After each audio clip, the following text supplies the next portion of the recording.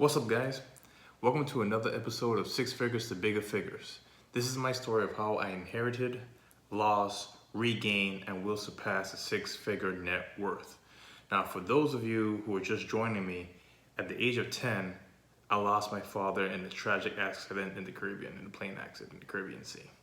At the age of 18, I was the beneficiary of an insurance policy, a six-figure insurance policy.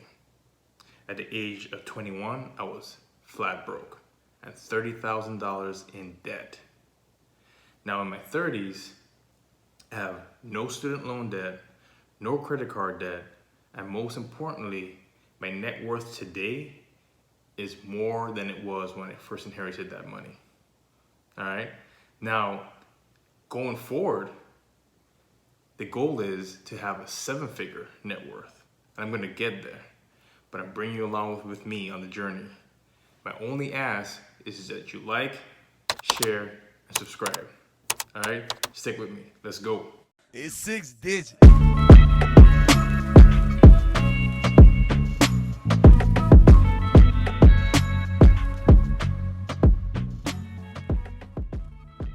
What are we talking about today? Well, first of all, for those who have been following me, thank you. As you can see, my venue has changed somewhat because I'm in a new home. All right, got the plantation shutters on deck. Yeah, you know what I'm saying? You know what I'm saying? Yeah. All right, whatever. All right, so what are we talking about today? We're talking about the third step I took in my journey towards financial responsibility. So what is the third thing that I did as I became more financially responsible? And that thing is eliminating what I call non-performing debt. Okay, eliminating non-performing debt. I put that qualifier in there because, as I said before, I'm not totally against all debt. We'll get into that later, but if it's non-performing, we need to get rid of that. And then you need to get rid of the one that's the highest cost to you. And what's the highest cost in debt? If you want to know what that is, you look at your APR, your annual percentage rate. By law, each creditor is required to let you know what your APR is. If you don't know, call them up, go online, find out what it is. The higher APR, the more it's costing you, okay?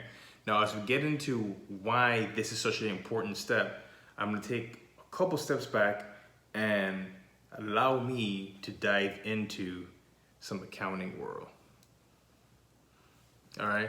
Now, a lot of people, I've seen a couple of videos out there and people talk about assets and liabilities, and it's, I get it. It makes sense, Now, as a CPA, I do feel somewhat obligated to give my take on it, okay? So what are assets? Assets are anything that can be used to produce a future economic value, okay? Anything that can be used to produce a positive economic value. Let's use just positive, let's go with that. Now, a liability is a future sacrifice of an economic benefit as a result of a past transaction, okay? Future sacrifice of an economic benefit as a result of a past transaction. So you're sacrificing a future asset for something that you've done in the past or today. Now, if you're spending your money on something that is not producing an economic value, then that's an expense. And we all have expenses, right? Expenses are a part of life, they're necessary. But you need to look at your balance sheet, okay? Look at your balance sheet and see what you're spending your money on. Now, the last part of that equation is your equity, and essentially is your net worth. Now, I should have said this to begin with, but assets equals liabilities plus your equity. That's the equation. That's the magic accounting equation. And we base our life upon that. We hang our hat upon that. Because there's this thing called dual entry accounting. each transaction that you do has two sides of it. And you have to look at your balance sheet and see what sides are you hitting. Okay? Now, are you sacrificing your future benefits for something that you're doing today? Preaching today, brother. Preaching today. All right. So let me tell you what I did with my money that I inherited. Okay? I spent the majority of that money on items that didn't produce any future economic benefit to me.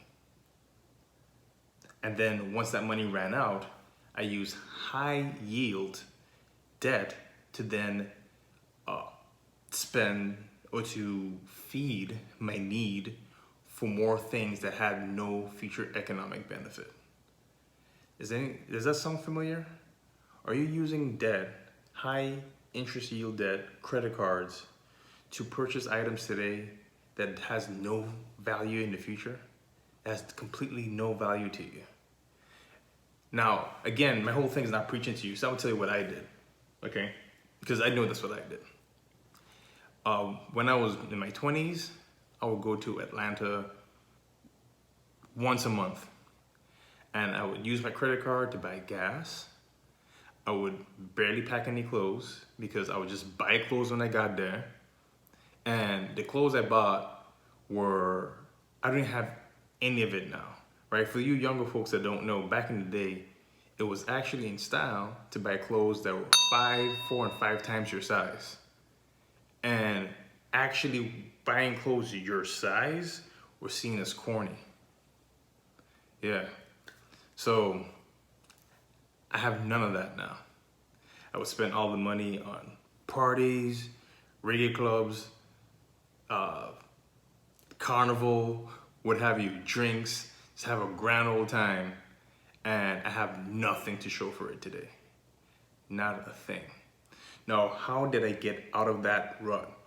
Because it's a trap, okay? The more you spend on things that don't give you economic value, the more you're trapping yourself. It's gonna weigh on you.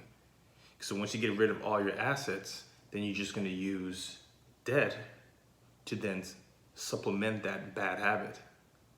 And then if you're sacrificing your future benefits for something that has no future value, then it really weighs you down. So how did I get out of it? First, I changed my mindset. Second, I created a budget, a real budget that I followed, that I stuck by religiously. Third, I eliminated my non-performing debt. And then fourth, which we're gonna get into in the next episode, purchase assets, real assets. It's 6 digits.